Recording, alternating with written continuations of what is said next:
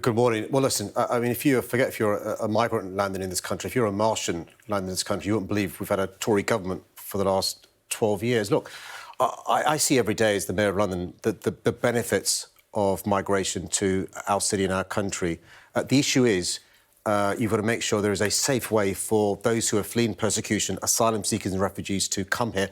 Otherwise, they're driven into the hands of criminal gangsters and they pay literally thousands of pounds and risk their lives to come here. So what the government's got to do is have a humane way for people to come here lawfully in a way that they can process their claims, but at the same time have proper collegiate working with not just France, countries in the EU, countries in North Africa. And it's really important to realise that you need to do both, have a humane immigration policy, but also to make sure you control the borders. Yeah, but what about those economic migrants who are coming just because they want a cushier life in the UK? Well, listen, last year we had 40,000 up until November trying to come here across the English Channel, 40,000. So clearly the actions of Bravo and Patel are not coming. Though. Here's the point.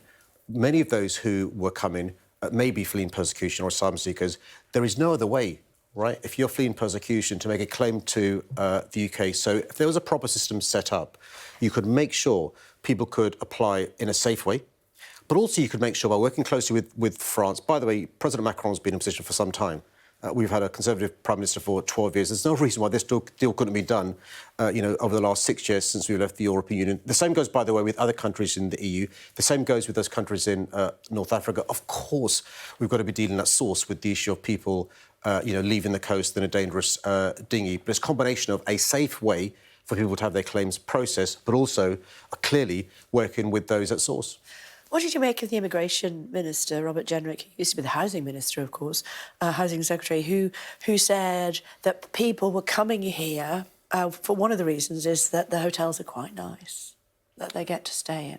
Well, I've not been to some of the hotels that Robert Jenrick has been to. What I do know is, having seen and heard some of the stories from those at Manston, I think nobody would, try and come here to stay at Manston. But we can't escape the fact that if you're fleeing for your life, if you're an asylum seeker, if you're a refugee, in amongst you, there may be people who are coming here for other reasons, economic migrants, to improve their quality of lives and so forth. But we conflate asylum seekers, refugees, students, family reunion, those on work visas, economic migrants. That's why it's really important to be careful and understand the differences between these different forms of migration.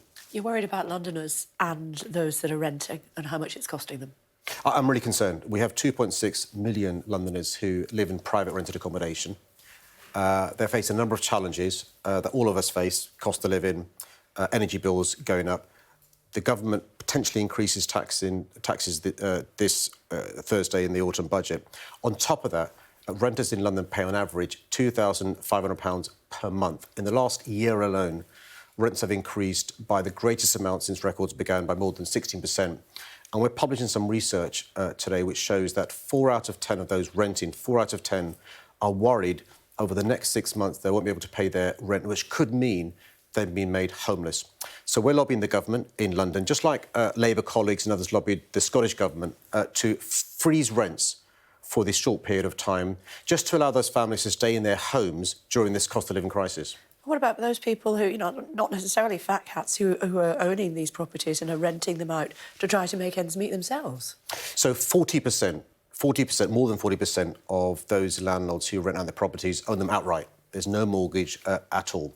And for those that do have a mortgage, what we're saying to the government is, for a short period of time, you can be supporting these families, because the choice is the cost of, the choice of staying in your home because you've had your rent frozen, or a landlord making a bit less profit. And by the way, there's a precedent for this. Our government, to give them credit, as a consequence of our lobbying during the pandemic, did pause all evictions for those tenants living in their homes, but also gave a mortgage holiday to those people who needed a mortgage holiday. So it's possible to both support these families who are struggling to make ends meet, and also those small minority of landlords who may, have difficulty squaring the circle because of the mortgage payments and the rent not going up to do so. But here's a problem.